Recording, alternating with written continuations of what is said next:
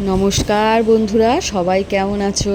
দেখো, ষষ্ঠীর দিন সকালবেলায় উপোস করে এইভাবে আমাদের বাড়িতে পুজো করা হয়। মা সব পুজোর আয়োজন করছে, স্নান টান করে পূজা সব একদম। ফল টল কাটছে মা, সব রেডি। তো কাঁঠাল পাতা এইভাবে দিয়েছে।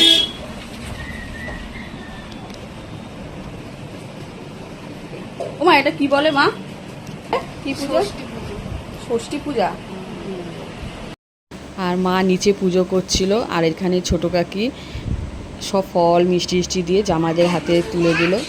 এবার ফোঁটা দেবে, ভাইয়ের কপালে দিলাম ফোঁটা।